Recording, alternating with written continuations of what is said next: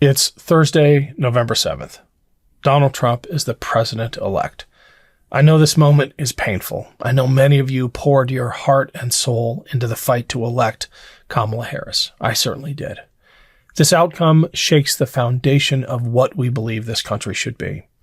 I'm not going to tell you that everything will be fine, because the reality is stark. Trump has won, and this isn't just a political setback.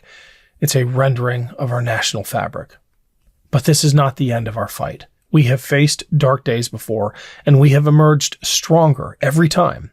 And this time, we are ready. We're not where we were 8 years ago when Trump was first elected. We're more organized. We're better equipped with hard-won experience. When Trump first took office, the infrastructure we now have to resist didn't exist. This network didn't exist. We now have alliances and knowledge that make us more resilient, and I have no doubt that we will meet this moment. We know what must be done. We must keep moving forward, using every tool at our disposal to slow the march of authoritarianism. We will continue to gain allies. As Donald Trump's dark vision for America becomes a reality, our movement will grow. We cannot lose heart. That is what the far right is counting on. Their success depends on our apathy. Don't give them that. I've seen what happens when people unite for a shared purpose. 8 years ago, when Republicans controlled Washington, people across this country rose up. That was when I first entered politics.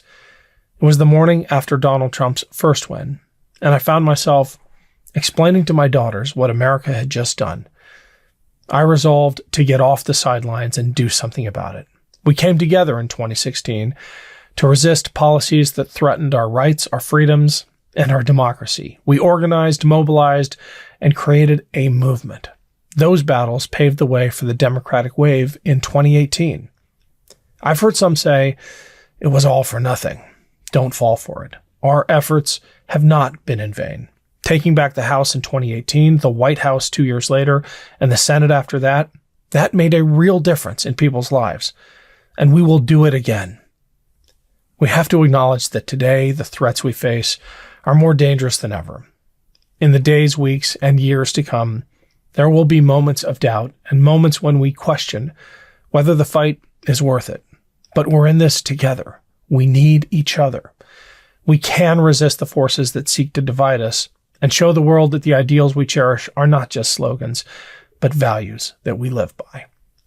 I will continue to fly this flag behind me because I continue to believe in the promise of America. Not America for what it is, but for what it should be, for what it promises to be if we keep fighting for it. It's Ken Harbaugh. Quick break here to let you know that we'd love to hear from you. Your comments, suggestions, thoughts about future topics and guests.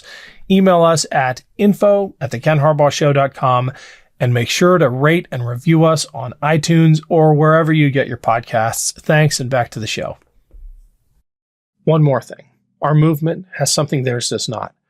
I told my own team this on Election Day. It holds even now after Tuesday's devastating outcome.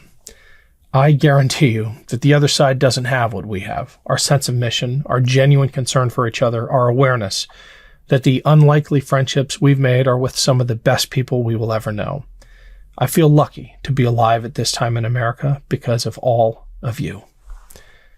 That's harder to say now in the wake of this defeat, but it is still true. And I'm honored to have been in this fight with all of you. We will fight on. For now, take some time to rest, recharge, gather strength, and hold your loved ones close. We're human, and none of us can do this alone. Lean on each other. Take time to reconnect with friends, family, and community, and disconnect from the relentless news cycle when you need to.